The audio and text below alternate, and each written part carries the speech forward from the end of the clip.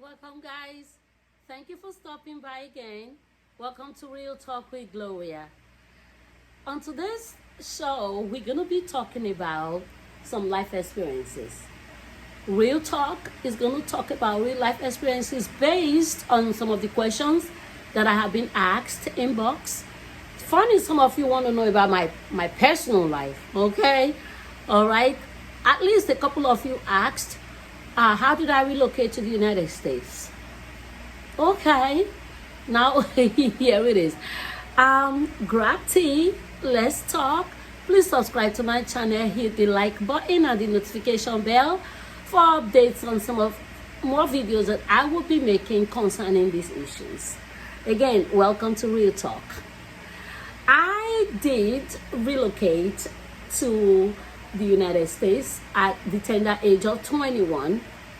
I call it a tender age because in retrospect, in hindsight, the age that I was then, I thought I was grown, but because I have kids older than that age now, I'm calling it a tender age.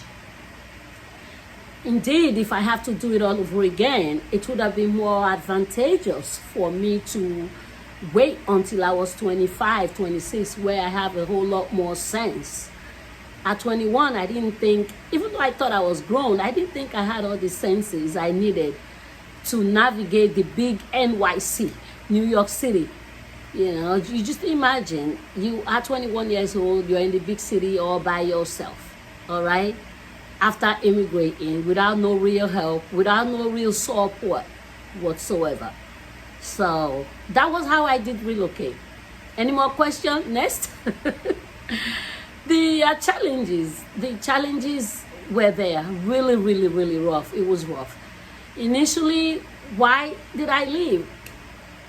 One of the questions asked that. I left just like everybody else to go try and seek a better life for myself. Okay? Nothing was going on back here. There was no future that I could see that I would like, especially for the children that I didn't have yet. I was 21, but I was already thinking about if I have kids in Africa, it's going to be rough. So I wanted to lay my eggs. I wanted to have my kids in a more fertile ground where they will be, they'll have more opportunities for life growth. Okay, that is one of the reasons why I left. But the most number one reason why I left the time that I left was primarily because of my mother. I have strong passion for my mother. Very strong passion. I love my mom. And she was a woman who had a lot of challenges herself. Yeah, she was raising 8 kids, you know, part of which I was helping her raise. So I felt like I was young. I thought I was grown. So let me get out of the house so I could go help her. Okay? My mother will be the number one reason why I left the shores of Africa at a tender age of 21. Okay? Another reason why I left was to get some education. I wanted to be educated. Education out in where I was coming from in Africa wasn't cool. You know, even now it's still not cool. I thought if I got a westernized education, that would be the better. And it was, you know, I got out. Although I kind of did it upside down because of the challenges that I had with settling down in a new world. Trying to get the education first was hard because you have to have your green card. You have to probably write your GED. Yeah, not probably, you have to write the GED because I didn't have any university education here. So it was just my high school. So it wasn't easy trying to get the education first. So what ended up happening was between me trying to find a place to live, I came across people that a person I would say that I thought liked me. I didn't know I was in love by myself. That is a story for another day. When you're 21, you are naive. Okay, don't leave home until you're 25 or 26, or unless you are a mail order wife. When they order their wives, they mail them in. You have somebody to help you. I wasn't a mail order wife. I just went back by myself. So it wasn't easy I started to have kids. And then I went to school. I got my bachelor's degree after I had 5 kids, okay? I went back to school.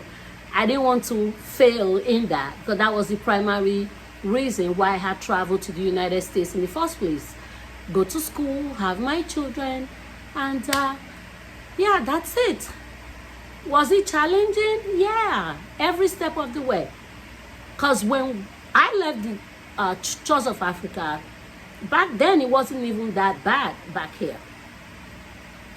But most people still think that when you leave Africa, you hit the shores of the United States or in the Western world, that you are the gateway to heaven. I honestly thought that.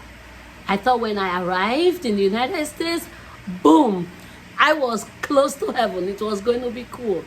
It wasn't cool. That's the beginning of life, real challenges.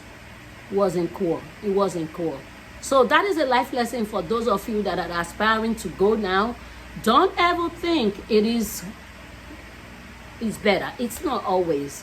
If you have a real job here, you have a good business here, by all means, keep it in Africa. Because the chances of you making it takes a lot of strength. The chances of you making it in the United States or in Europe or in the abroad is hard. It's tough. It's tough. It's tough. I've seen some real things happen where people who are practicing lawyers and doctors here come up in the past